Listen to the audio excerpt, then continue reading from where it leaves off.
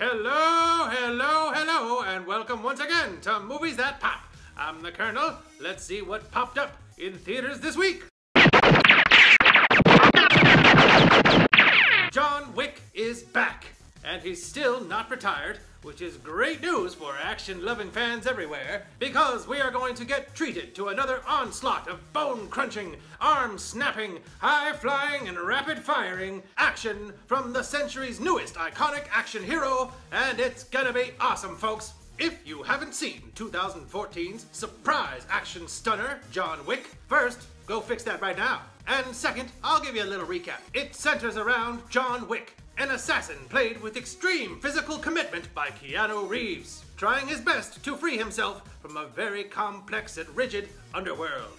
This underworld, which operates in secret from a set of honor-bound rules and has fascinating customs, was one of the best things about the original John Wick and was what set it apart from your typical action revenge flick. It was fascinating, this society of hitmen who all congregate in a secret hotel, take contracts using a combination of old school and new school technology, and pay for everything with gold coins. They all know each other, and there is sort of an honor among thieves, or killers, as it were. And John Wick was living a quiet life of retirement until the bratty son of a gangster stole his car and killed his dog. And John Wick went on a gloriously violent rampage of revenge in the first film. In John Wick Chapter 2, the mythology is expanded for better and, well, a little bit for worse. There are a few moments that strain credulity with regard to just how many assassins there are out there and how much they can operate under the radar considering some of the very public violence that occurs. There's even a few moments here where something happens in a public place that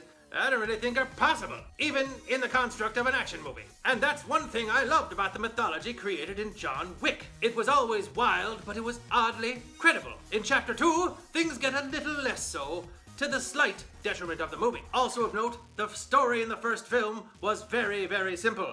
John Wick gets revenge for the death of his dog and the theft of his car. Here, the motivation for him to get back in action is a little less simple. The crosses and double crosses that occur are a little harder to track and they don't make as much logical sense. But you know what is easy to track and does make perfect sense? For once, the reason you came to the film in the first place and the way that it gives you your money's worth, the kick-butt action scenes. What a buffet of badassery! This movie is nearly wall-to-wall violence and killing. John Wick throws bullets, punches, kicks, arm bars, knives, even a deadly number 2 pencil around in ways that are viscerally exciting and increasingly fascinating to watch. When properly motivated and properly outfitted, as he always tends to be in these movies, John Wick is a simple killing machine, mowing through hordes of mobsters with surgical, well-choreographed, but also very athletic and brutal efficiency. And it's all easy to follow, well-staged, with long, uninterrupted takes so that you can appreciate the stunt work and really immerse yourself in the chaos of the moment. After seeing Resident Evil's rapid-cutting mishmash editing a couple of weeks ago, and in headache-inducing 3D no less, this wasn't just refreshing, it was thrilling.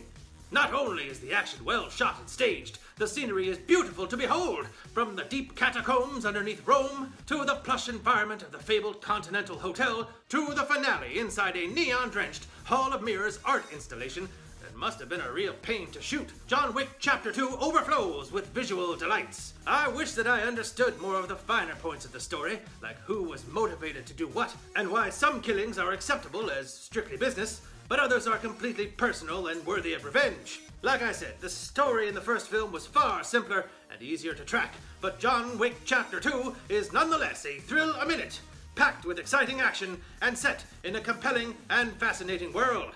That means it's a large bag of popcorn for me. Oh, and bonus points for the reunion of Morpheus and Neo that occurs. It's brief, but it's pretty awesome. That does it for this edition of Movies That Pop. Don't forget to follow me, the Kernel, on Twitter @MoviesThatPop. And click the icon right down there to visit our channel if you'd like to see more. And support us by clicking subscribe while you're there, and by clicking the thumbs up icon below. Did you enjoy John Wick Chapter 2? Did you survive the experience? Let me know in the comments below. In the meantime, thanks for watching. I'm the Kernel, and you tell anybody that comes that I'll kill them. I'll kill them all.